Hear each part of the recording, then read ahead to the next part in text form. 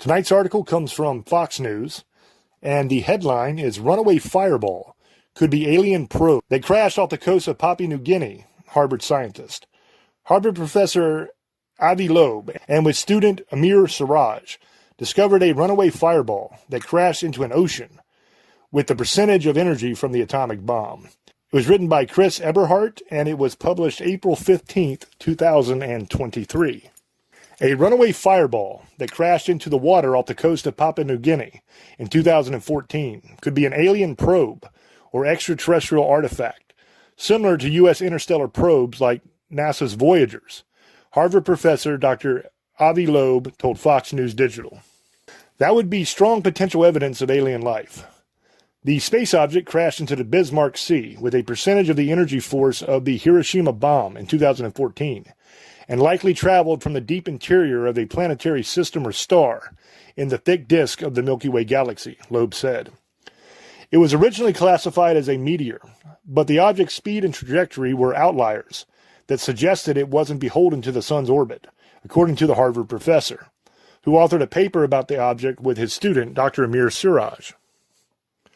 Space Force's Space Operations Command officially confirmed its findings to NASA, which was released on April 6, 2022.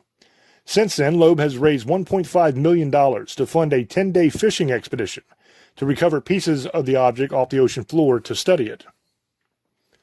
From a scientific point of view, it only takes one object that came from an extraterrestrial technological civilization to change the future of humanity, Loeb told Fox News Digital during an interview in late March. That's why we want to know what all the objects are. What he and his team will see on their voyage to Papua New Guinea is unknown, but he said he expects to find a strip of fragments on the ocean floor along the original path, with the smallest fragments at the beginning. Loeb predicts that they'll see about 1,000 fragments bigger than a millimeter, whereas for a stainless steel composition, we expect larger sizes, with tens of fragments bigger than a centimeter, according to a scientific research paper.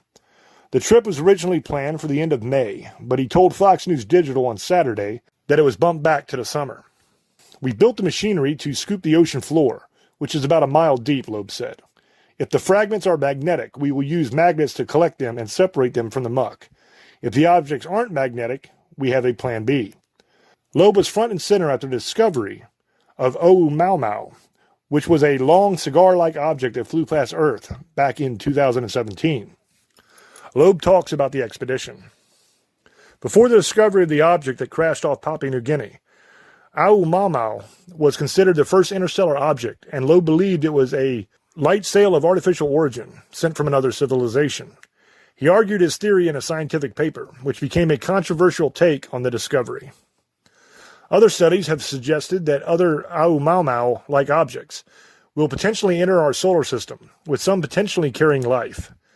The likelihood of galactic panspermia is strongly dependent upon the survival lifetime of the putative organisms as well as the velocity of the transporter, according to a paper published in the Astronomical Journal by Manasvi, Lingam, and Loeb.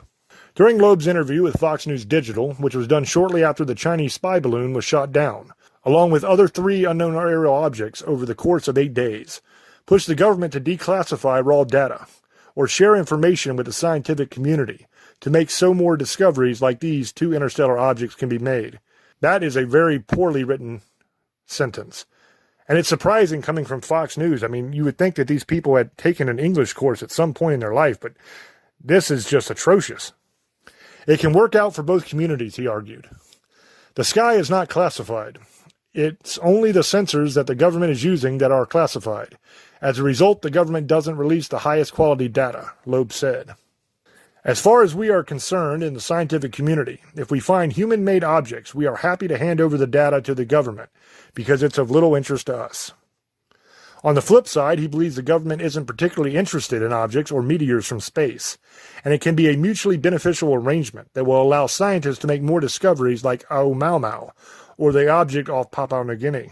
Loeb referred to a January Department of Defense report that categorized 366 reports, UFOs, since March 2002.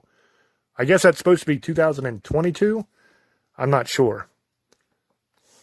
The report classified 26 cases as unmanned aircraft or drones, 163 cases were balloons or balloon-like entities, and 6 reports could be attributed to birds, debris such as plastic bags, or weather events.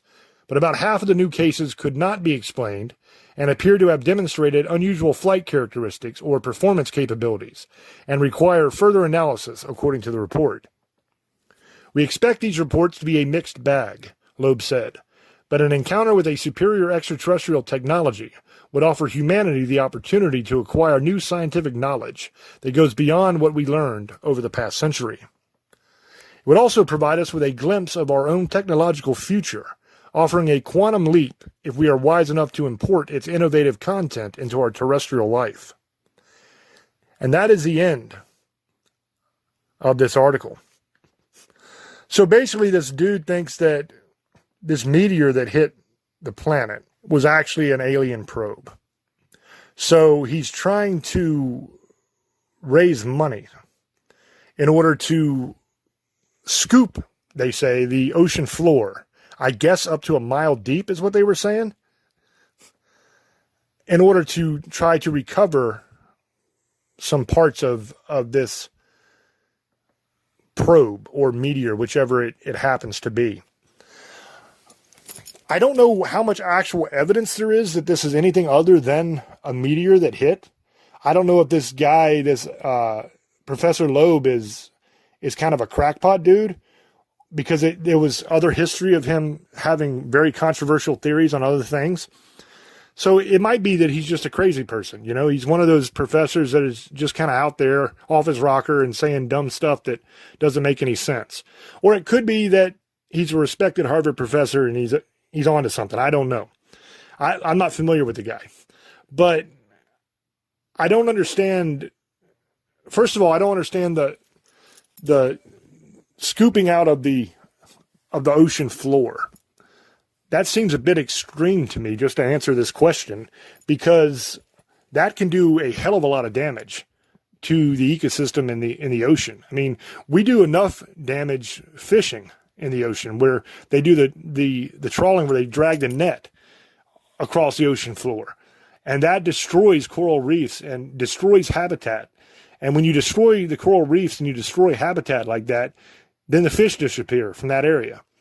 So what you're doing is you're reducing the population of fish in the ocean. And that's a horrible, horrible thing. And now you got this guy that wants to scoop out a bunch of the ocean floor. I mean, if it's anything like the soil on Earth outside of the ocean, I mean, there is mass ecosystem under there. And when you destroy it by plowing it up and everything, it's really destroying the soil's capability to provide good habitat to millions of different organisms. And it also makes it less fertile and harder to grow. That's why you have to fertilize everything so much, is because we've destroyed the soil by plowing it up. So the same thing pretty much holds true in the ocean. You know, you're destroying that habitat, you're destroying the soil in the ocean, and you're going to be decimating coral reefs. And that's a bad, bad thing. Now, it might be that this is out deeper and there's no coral in the area and it's just soil. You know, it's just dirt down there. And if that's the case, that's the case. But I would have to say, for me, I would have to have more evidence than just, hey, I think it might be this. I mean, because this thing happened in 2014 and it's 2023 now. So obviously it wasn't that important. If it made landing in 2014, crashed into the ocean, this meteor, and this one guy's like, hey, I think that might have been an alien probe.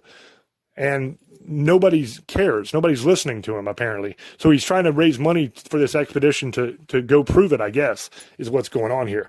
Another thing I'm very shocked at is the quality of this article. I mean, like I said, it's by Fox News. But I'm saying, Fox, man, you guys got to, first of all, fire your editor. Whoever edited this, you should have caught some of these mistakes in the article when you were proofreading it. I mean, because there's whole sentences there that don't even make sense. So you definitely should have caught that.